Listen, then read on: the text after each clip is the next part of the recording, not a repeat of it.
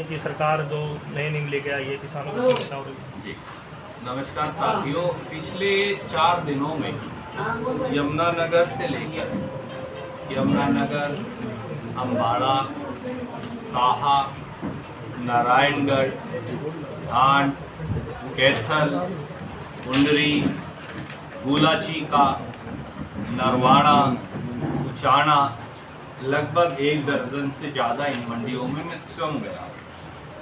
कभी आदमी कुछ बता सकता है, कह सकता है।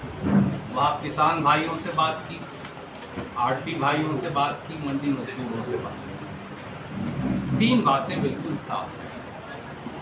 हरियाणा में भाजपा बीजेपी खेती किसानी के लिए नासूर बन गई है और वो हरियाणा की 50 वर्षों से अधिक से चल रही मंडी व्यवस्था जो कांग्रेस पार्टी ने बनाई थी उस पर तालाबंदी करना चाहती है या उसे खत्म करना चाहती है। पहले हमारी मांग क्या है मैं उसकी चर्चा करूं, फिर मैं विषय के बाकी कारणों की चर्चा करूं। हमारी सीधी मांग है कि गेहूं और सरसों थोड़े से हिस्से में अपने होता है, गेहूं अधिकतर 80% हरियाणा में। गेहूं और सरसों खरीद का जो गड़बड़ झाला और बेईमानी हुई है उसको लेकर 27 तारीख के विधानसभा सत्र में पूरे दिन चर्चा हो।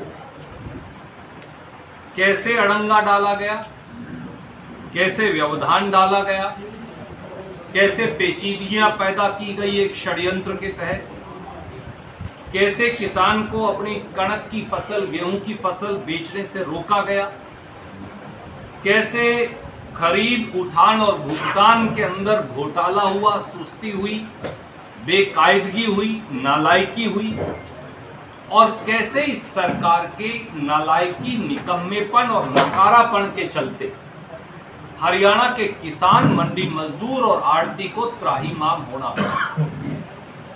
मंडियां फुल हैं, किसानों की जेब खाली पड़ी है। सच्चाई है साथियों, 24 फसलों की एमएसपी पर खरीद करने का झूठ का गाल बजाने वाले श्रीमान नायब सैनी जी को हरियाणा के किसान, मंडियों के आड़तियों और मंडी मजदूरों को जवाब देना होगा।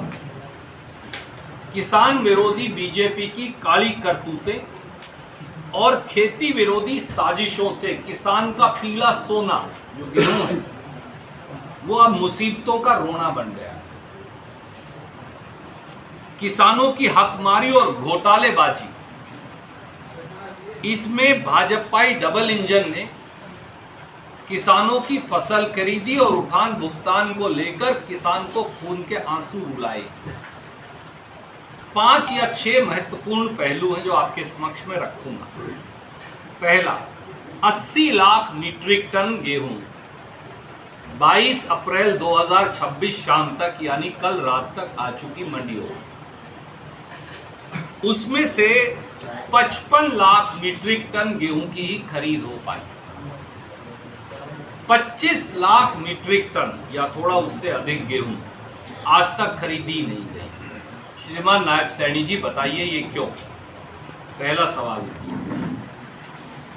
हरियाणा में 26,63,000 मीट्रिक टन गेहूं का उठान ही नहीं हुआ, मंडियों में खुले आसमान के नीचे पड़ी।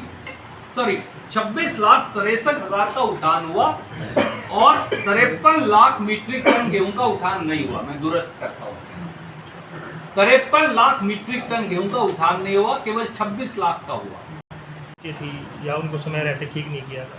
तो काफ़ी किसानों का कहना है कि उन्हें मुआवजा नहीं मिल रहा समय पे। अब कुछ जो प्रोसीजर है वो साल 6 महीने का प्रोसीजर, लेकिन जो किसानों को 80-80 हज़ार रुपये में ठेके पर ज़मीन लेते हैं या जो खर्च आते हैं, शादी का खर्च है या अन्य खर्चे हैं, तो कहीं ना कहीं किसान परेशान हो रहे हैं। जो ये बात पूरी तरह से दुरुस्त है। कांग्रेस के समय में हमने इलेक्ट्रिसिटी डिपार्टमेंट की एक नीति बनाई थी और उसके साथ साथ इलेक्ट्रिसिटी को छोड़ भी देना।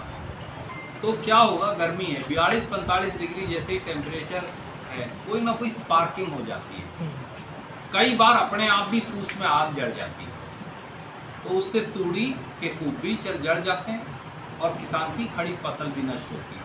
कभी कभी कोई बच्चा जा रहा है, उसने अपनी बीड़ी फेंक दी, या कोई माचिस की तिल्ली फेंक दी, उसने तो अनजाने में फेंकी मोटरसाइकिल से, उससे भी आग लग जाती है। तो ये 3 मुख्य कारण हैं जिस वजह से आग लगती है। स्पार्किंग, एक स्पार्किंग इलेक्ट्रिसिटी की, दूसरी एक्सीडेंटल, और तीसरा गर्मी से। इन तीनों के लिए बाकायदा 15 दिन में पेमेंट का प्रावधान होना चाहिए। डिप्टी कमिश्नर सर्वे कर ले, कितना मुश्किल काम है। एसडीएम की ड्यूटी लगाओ, एसडीएम तहसीलदार सर्वे के वहीं पे पेमेंट कर दे। पूरे हरियाणा में 1000-2000 एकड़ से ज़्यादा के ये वाक़े नहीं होते, मेरा एक तजुर्बा है। 5000 आउटसाइड होगी लिमिट। 5000 एकड़ को 80,000 से गुणा भी करो तो 4 करोड़ 5 करोड़ रुपया, अगर मेरा सही हिसाब है, तो केवल